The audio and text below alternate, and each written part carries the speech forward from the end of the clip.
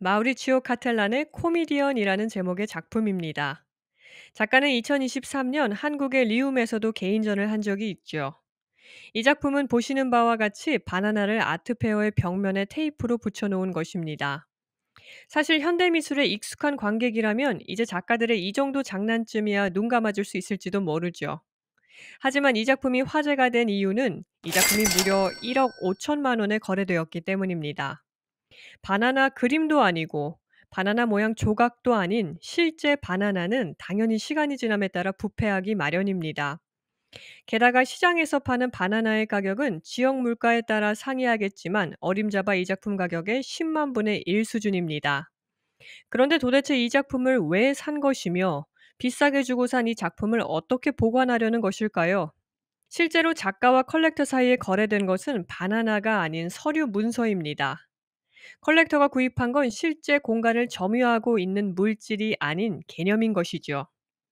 증서에는 바나나를 설치할 벽면의 높이와 설치 시 다른 정물이 아닌 바나나를 붙여야 작가의 작품으로 인정해준다는 내용 등이 적혀 있습니다. 학자들은 이런 마우리치오 카텔란을 대표적인 신개념주의 미술작가로 분류합니다. 신개념주의는 1970년대에 등장한 미술의 한 경향입니다. 주로 예술을 규정하는 여러 기준들에 대한 비판적 시각을 고수하며 자본주의와 미술, 대중매체와 개인 간의 관계를 탐구하는 작가들을 신개념주의 작가로 부르곤 합니다. 마우리치오 카텔라는 이전에도 많은 재기발랄한 작품들을 선보여 왔습니다. 이 작품 속 남성은 작품 제작 당시 교황이었던 요한 바오로 2세입니다. 놀랍게도 그는 운석에 맞아 쓰러져 있습니다. 작가가 권위에 도전하기를 주저하지 않는 사람이라는 게 작품에서 보이는데요. 작가의 다른 작품도 함께 보실까요? 체구가 작은 소년이 무릎을 꿇고 앉아 기도하고 있습니다. 그런데 가까이 다가가 보니 소년은 2차 세계대전에서 유태인 학살을 자행했던 아돌프 히틀러입니다. 많은 이들에게 회복할 수 없는 역사적 상흔을 남긴 히틀러를 작고 공손한 모습으로 연출한 이 작품은 보는 이로 하여금 여러 생각이 들게 합니다. 마우리치오 카텔라는 가난한 집안에서 자라 미술을 전공할 수 없었으며 28살 이전엔 전시를 관람한 적도 별로 없었다고 하는데요. 대신 생계를 위해 이런저런 일을 해야 했다고 합니다. 그가 작가로 데뷔하기 전에 했던 일 중엔 시체를 염하는 일도 있었습니다. 그래서인지 그의 작품에는 유독 죽음이라는 모티브가 자주 등장합니다. 1964년 앤디 워홀은 마켓에서 팔고 있는 가루 세탁 세제인 브릴로의 포장지 박스를 실제 규격대로 제작한 후 뉴욕의 스테이블 갤러리에 무심하게 쌓아놓았습니다. 실제 상품 상자와 똑같은 모양과 크기로 제작된 이 작품은 전시를 위해 공항을 통관하다가 공산품으로 구분되어 세금을 물게 됩니다. 워홀의 브릴로 박스는 어째서 이것은 예술이고 이것과 똑같아 보이는 저것은 예술이 아닌가 라는 의문을 제시하며 예술을 예술로 식별하기 어려운 지점으로 관객들을 인도했습니다. 저명한 예술 비평가 아서 단토는 자신의 저서에서 이 작품을 언급하며 예술의 종말을 선언했습니다. 그가 이런 선언을 한 까닭은 이 작품 이후 어떤 양식이 다른 양식보다 더 낫다는 미학적 판단이 무의미해졌다고 생각했기 때문입니다. 게다가 단토는 예술가 스스로 미술을 시각의 문제가 아닌 철학의 문제로 인식하게 되었다고 판단했습니다.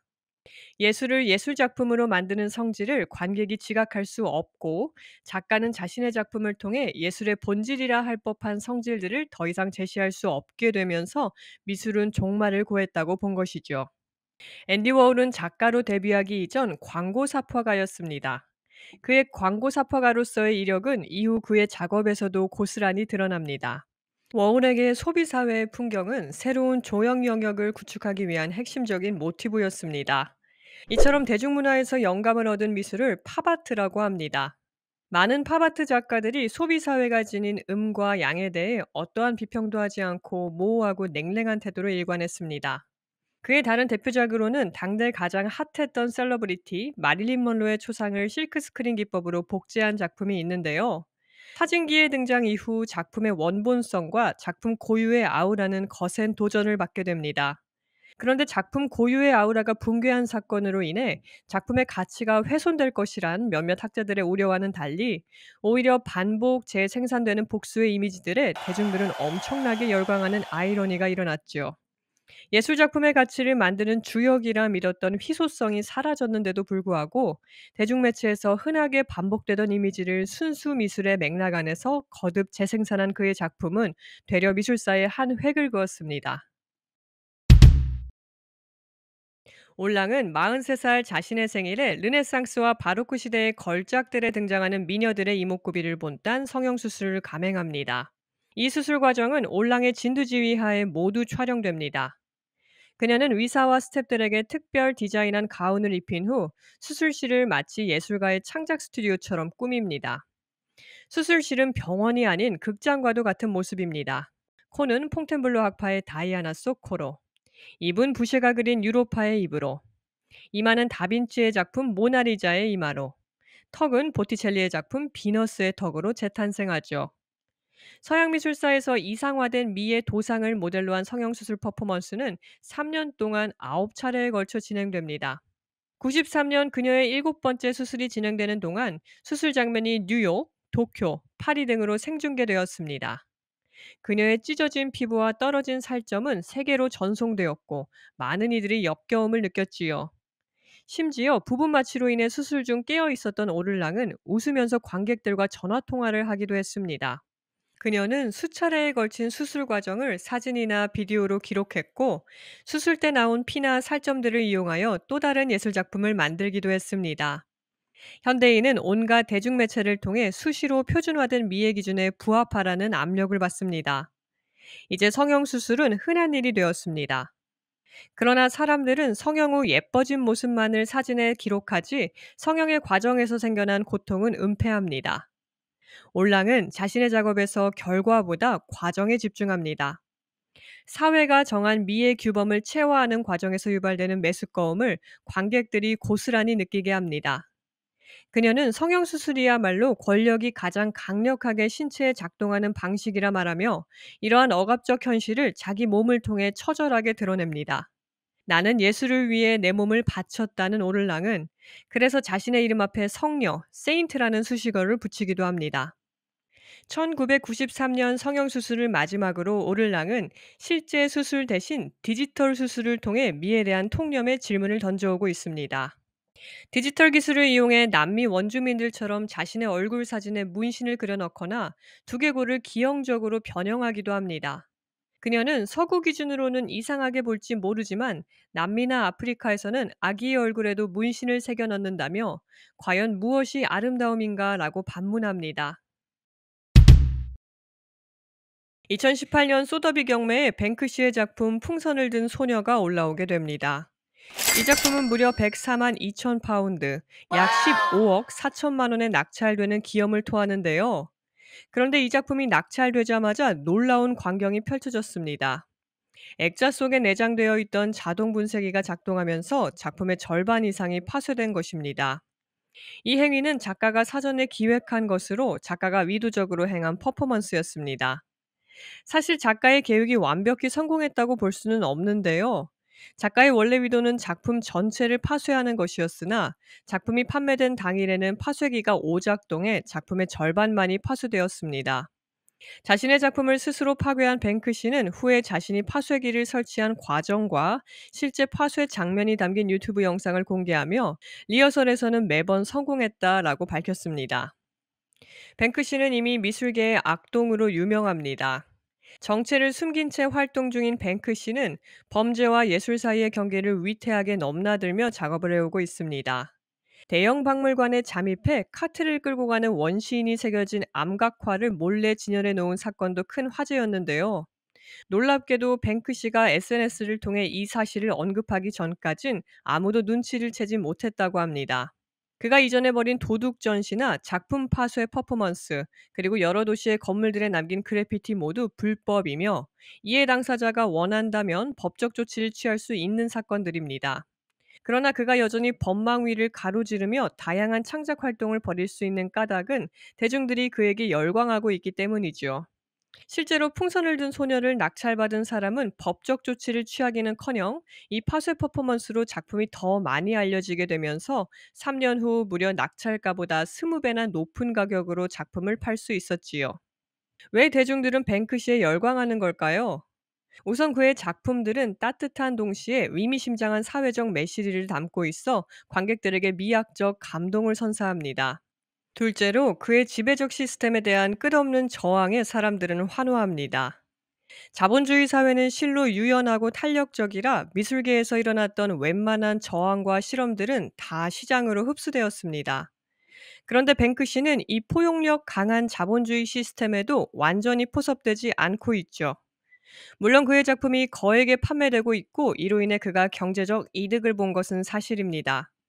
그러나 그는 현재 뉴욕시에서 지명 수배자로 이름을 올리고 있으며 그의 작품이 불러일으킨 사회적 파장들은 관성에 젖어 살던 사람들의 뇌리에 새로운 논쟁의 불꽃을 불러일으키고 있습니다.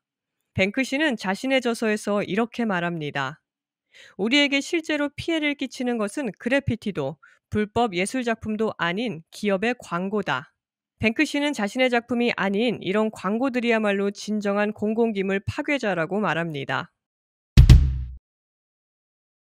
20세기 초반 뉴욕 독립미술가 협회가 주최한 미술품 공모전에 알 머트라는 서명이 적힌 변기통이 출품됩니다. 뉴욕 독립미술가 협회는 보수적이었던 전미 디자인 협회에 저항하며 등장한 협회로 이 그룹이 주최한 공모전에 작품을 출품하기 위해선 입회비로 단돈 1달러와 연회비 5달러만 내면 되었습니다. 그러나 6달러만 내면 누구나 두 점의 작품을 전시하게 해주겠다던 기존의 전시 방침은 알 머트 씨의 변기통 앞에서 철회되고 맙니다. 당시 심사위원 대표는 이 작품은 결코 예술일 수 없다며 전시를 강력히 반대했죠. 공모전의 심사를 맡은 사람 중엔 마르셀 뒤샹도 있었습니다. 사실 이 작품은 심사위원이었던 뒤샹이 알 머트라는 가명으로 몰래 출품한 작품이었으며 이후 심사위원직을 사임합니다. 그리고 그는 뉴욕 독립미술가 협회의 전시 거부 사태를 언론에 보도합니다. 그는 기사에서 여전히 익명을 유지하면서 알 머트 씨의 변기통이 왜 예술인지 논박합니다. 그는 이 작품을 작가가 직접 만들었는지 아닌지는 중요치 않으며 이 작품이 가치 있는 이유는 작가가 일상의 사물을 선택해 새로운 관점을 부여함으로써 원래의 용도를 초과하는 의미를 창출했기 때문이라고 이야기합니다. 이후 그의 독특한 관점은 아예 예술 사조로 굳어지는데요. 기성품도 예술이 될 수 있다는 레디메이드 사조가 그것입니다. 흥미로운 사실은 현재 이 변기를 만들던 회사가 제품을 단종해버려서 더는 같은 기성품을 구할 수 없게 되었다는 것입니다. 게다가 원작인 샘도 파손되었지요. 하지만 이미 작품은 현대미술에서 기념비와도 같은 작품이 되어버려서 현재는 수공예로 과거의 기성품이었던 샘을 만들어 미술관에 전시하고 있습니다. 이 작품은 우리에게 다양한 시사거리를 제공하는데요. 우선 미술 작품의 가치가 작품 자체에 있는 것이 아니라 제도에 의해 판단되는 것임을 전시 거부 사태가 보여주고 있습니다. 또 뒤샹은 작품을 통해 창조의 신화에 도전하며 미술 작품은 유일무이하다는 고정관념에 반발합니다. 예술을 예술로 만드는 것은 무엇일까요? 반고흐의 작품이 주는 감동이 정말 작품 내부적 요인에 의존한 것이라면 반고흐의 작품은 살아생전에도 인기를 끌었어야 하지 않을까요? 여러분의 생각은 어떠신가요? 온갖 진귀한 풍경이 난무하는 미술계에서 가장 황당한 사건 1위로 뒤샹의 샘이 출품된 당시의 일을 택한 이유는 오늘 거론된 작가들의 다양한 시도들이 모두 뒤샹의 영향 아래 등장했기 때문입니다. 뒤샹의 샘은 오늘 등장한 미술 작품들 중 가장 앞선 시기에 등장한 작품인데요. 뒤샹이 활동했던 당시의 미술은 회화와 조각이 대부분이었으며 사진조차 아직 미술로 대우받기 힘들었습니다. 그런 상황에서 변기통을 전시에 출품하다니 엄청난 시대에 이단하였죠. 뒤샹의 등장 이후 미술의 지형은 180도 변하게 됩니다. 현재의 미술이 지나치게 난해하고 복잡해진 이유가 뒤샹에게 있다고 해도 과언이 아니죠. 그러나 개인은 언제나 특정 시대 안의 개인일 수밖에 없습니다. 뒤샹이 아무리 천재적인 개인이었다고 하더라도 말이죠. 뒤샹은 살아생전에 양차 세계대전을 겪은 인물입니다. 사람들은 과학기술의 눈부신 발전으로 인해 엄청난 대량 학살과 사륙이 가능해졌다는 사실을 전쟁을 통해 목도했죠. 이런 시대적 환경 속에서 예술가들은 이성과 합리성에 대한 맹신을 버리고 시대의 전방위에 서서 사회의 부조리를 몸소 고발하기 시작하죠. 뒤샹의 예술에 대한 냉소와 이후 급격히 난해해진 현대미술은 이러한 맥락 안에서 이해해야 합니다. 마지막으로 79세의 뒤샹이 인터뷰에서 예술가로 살며 가장 만족스러웠던 점이 무엇이냐는 질문에 대해 한 대답으로 영상을 마무리합니다. 살아있는 동안 그림이나 조각 형태의 예술 작품을 만드는 데 시간을 보내기보다 내 인생 자체를 예술 작품으로 만들기 위해 노력한 것이다. 예술이 삶을 예술보다 더 즐겁고 의미 있게 만들어줄 그날까지 양질의 컨텐츠 제작을 위해 최선을 다하겠습니다. 여러분의 좋아요, 구독, 알림 설정은 큰 힘이 됩니다. 이상 거꾸로 읽는 미술사의 검이었습니다.